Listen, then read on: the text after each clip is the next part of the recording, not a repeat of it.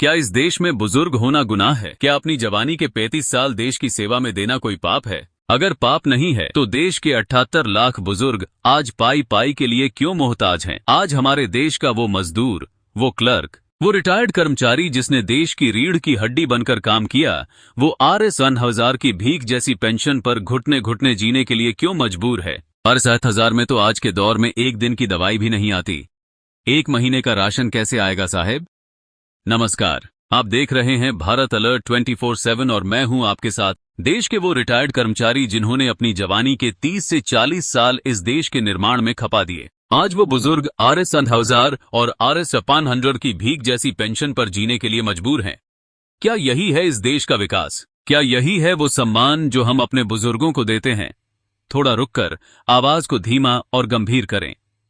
आज EPS 95 pension धारकों के सब्र का बांध टूट चुका है। दिल्ली के जंतर मंतर से लेकर देश के कोने कोने तक हमारे बुजुर्गों की आंखें रो रही हैं और सरकार के कान बहरे हो चुके हैं। लेकिन आज भारत अलर्ट 24/7 पर हम खामोश नहीं बैठेंगे।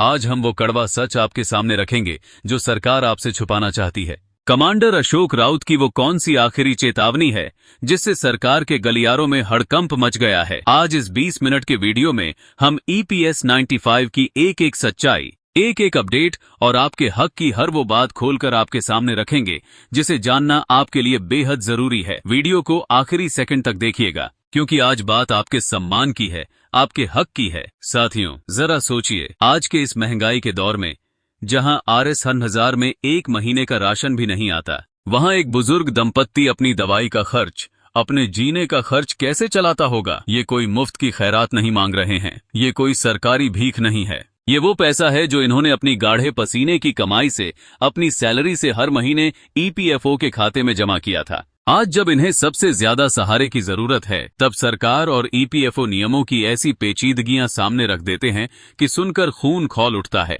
सुप्रीम कोर्ट का फैसला आता है, आश्वासन मिलते हैं, कमेटियां बनती हैं, लेकिन नतीजा ढाक के 3 पात, सिर्फ तारीख पर तारीख और खोखले वादे। आखिर कब तक हमारे देश के सीनियर सिटीजन सड़कों पर लाठियां खाएंगे?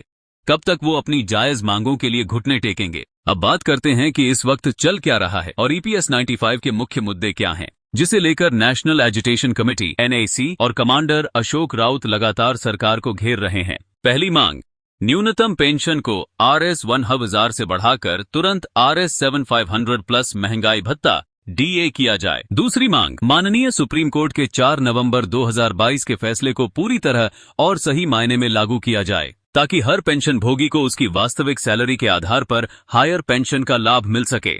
तीसरी मांग, जिन रिटायर्ड कर्मचारियों को EPS 95 का सदस्य नहीं बनाया गया, उन्हें भी इसमें शामिल कर मेडिकल सुविधाएं जैसे आयुष्मान भारत या मुफ्त इलाज दी जाएं, क्योंकि इस उम्र में सबसे बड़ा दुश्मन बीमारी होती है। लेटेस्ट अपडेट की बात करें तो हाल ही में हुई बैठकों में सरकार ने फिर से आश्वासन का लॉलीपॉप थमाने की कोशिश की है। श्रम मंत्रालय और EPFO के बीच फाइलें घूम रही हैं, बजट सत्र आते हैं, चले जाते हैं, लेकिन पेंशनर्स के हिस्से में सिर्फ मायूसी आती है। कमांडर अशोक राउत ने साफ कह दिया है, अब बहुत हुआ, अब आश्वासन नहीं, सीधा नोटिफिकेशन चाहिए। अगर सरकार ने जल्द ही इस पर अंतिम मुहर नहीं लगाई तो देश का इतिहास गवाह बनेगा कि इस देश के बुजुर्गों ने वो आंदोलन किया जो आज तक किसी सरकार ने नहीं देखा होगा। एक तरफ हमारे देश के माननीय सांसद और विधायक हैं जो अगर एक दिन के लिए भी सदन में बैठ जाएं तो उनकी पेंशन पक्की हो जाती है। एक बार नहीं, जितनी बार जीतेंगे उतनी बार पेंशन बढ़ेगी। उनके लिए खजाना कभी खाली नहीं होता। लेकिन जब बात उस मजदूर की आती है, उस फैक्ट्री वर्कर की आती है, उस क्लर्क की आती है जिसने 35 साल तक इस देश की रीढ़ की हड्डी बनकर काम किया, तो सरकार कहती है कि फंड नहीं है, EPFO पर बोझ बढ़ जाएगा। गुस्से में ये बोझ की बात आप किससे कर रहे हैं?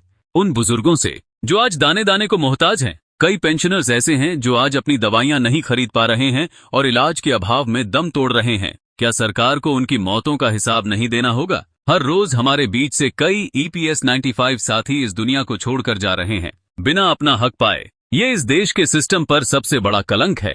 साथियों, यह लड़ाई सिर्फ कमांडर अशोक राउत या NAC की नहीं है, यह लड़ाई आपकी है, मेरी है और इस देश के हर उस नागरिक की है जो बुढ़ापे की तरफ बढ़ रहा है। अगर आज हम चुप रहे तो आने वाली नस्लें हमें कभी माफ नहीं करेंगी। भारत अलर्ट 24/7 के माध्यम से हम देश के प्रधानमंत्री और श्रम मंत्री से सीधे हाथ जोड़कर अपील करते हैं, हुजूर, अब और परीक्षा मत लीजिए। इन बुजुर्गों के सब्र का इम्तिहान बंद कीजिए और तुरंत RS 7500+ DA का नोटिफिकेशन जारी कीजिए। और मेरे तमाम EPS 95 के शेयर दिल पेंशन भोगी भाइयों और बहनों, आपको टूटना नहीं है, आपको झुकना नहीं है। आपकी आवाज को दबाने की कोशिश की जाएगी, लेकिन जब तक भारत अलर्ट 24/7 आपके साथ खड़ा है, आपकी आवाज देश के संसद तक गूंजती रहेगी, एकदम जोश से।